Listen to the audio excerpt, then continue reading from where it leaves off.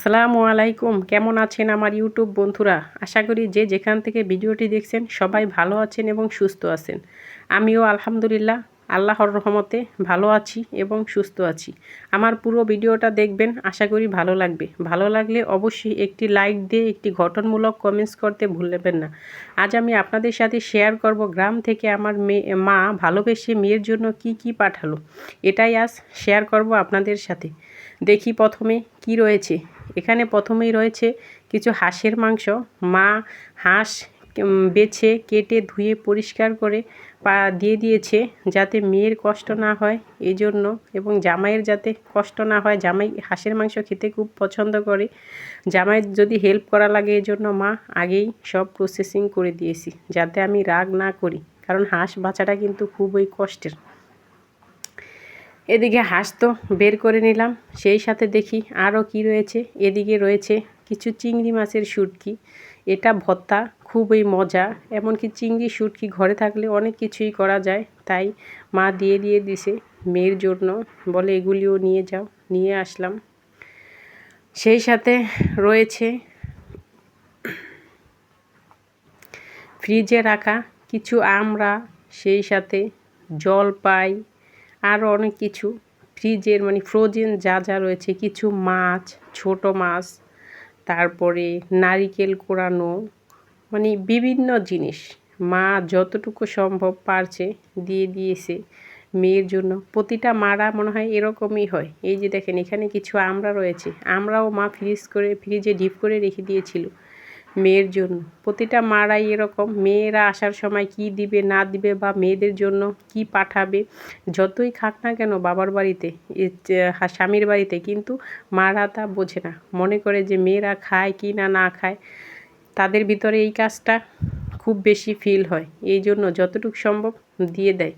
তারপরও মায়ের ভালোবাসা বলে কথা, যাই দেয় না কেন খুবই ভালো লাগে আমার কাছে। হয়তো বা এই সব জিনিসগুলি সবার কাছে খারাপ লাগতে পারে, যে কি এগুলি আবার কি দেখায়, এগুলি কি দেখানোর মতো কিছু জিনিস হলো, কিন্তু না, আমার কাছে খুব ভালো লেগেছে, তাই দেখালাম আপনাদেরকে মায়ের পাঠানো জিনিস। এখানে মা কিছু কাঁচকলা দিয়েছে, কিছু কি বলে এটাকে, চালতা দিয়েছে। চালতার আচার কিন্তু আমাদের ভীষণ পছন্দ, খুবই ভালো লাগে চালতার আচার। তাই কিছু চালতা দিয়ে দিয়েছে মা, বলে কেটে এগুলি দিয়ে আচার দিও। আমার ছেলেও খুব পছন্দ করে আচার খেতে, তাই হেল্পিং হ্যান্ড খালা আসলে এগুলিকে আমি কেটে তারপরে সিদ্ধ করে ছেঁচে নিব, যাতে আমার সহজ হয়। এখানে আরও কিছু কলা রয়েছে, কি কি দিয়েছিল আমি নিজেও জানি না। আমি একে একে বের করছি আর ভিডিও করছি যে কি কি দিয়েছে মা।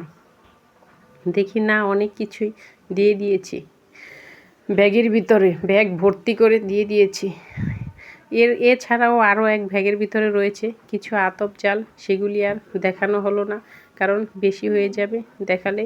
এদিকে কিছু আস্ত নারকেল দিয়েছে আমার ননাসের জন্য, বলছে তোমরাও খাবা, তোমার ননাসকে দিবা, যাতে তারা পিঠা বানিয়ে খেতে পারে। আমার পিঠার সব কিছু দিয়ে দিয়েছে, নারিকেল, চাল যা লাগে সব দিয়ে দিয়েছে মায়ের ভালোবাসা এরকমই। কোন কোন আপুরা গ্রাম থেকে আসার সময় এরকম বস্তাভর্তি জিনিস নিয়ে আসেন, অবশ্যই কমেন্টসে জানাবেন। এদিকে ছেলের জন্য দিয়ে দিয়েছে অনেকগুলি আমসত্ত্ব। এই সিজন তার বড় আমের সিজনে মা আমসত্ত্ব দিয়ে রেখেছিল, এর আগেও পাঠিয়েছিল, এখন আবার নতুন করে দিয়ে দিয়েছে। এগুলি মার ফ্রিজে রেখে দিয়েছিল, তাই দিয়েছি। এদিকে বাসায় কিছু পিঠা বানানো হয়েছিল, তা থেকে কিছু পিঠা দিয়েছে, বলে তোমরা বাসায় নিয়ে ভেজে খেও।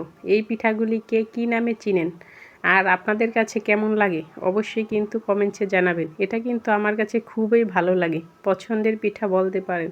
এটা আমি হালকা তেলে ভেজে নিব, তারপরে খাবো। এই পিঠাটা আপনাদের ভাইয়া তেমন খায় না, আমার ছেলেও তেমন পছন্দ করে না, কিন্তু আমার খুব ভালো লাগে এই পিঠাগুলি। এই যে দেখেন, গ্রামের ভালোবাসা, মায়ের ভালোবাসা, এক কথায় কেমন হয়েছে অবশ্যই বলবেন। চালতাগুলিও কিন্তু দেখতে খুব সুন্দর লাগতেছে, মাশাল্লাহ, তাই না? এপাশে রয়েছে কিছু ডিম, অনেকগুলি ডিম দিয়ে দিয়েছে আমার মেয়ের জন্য।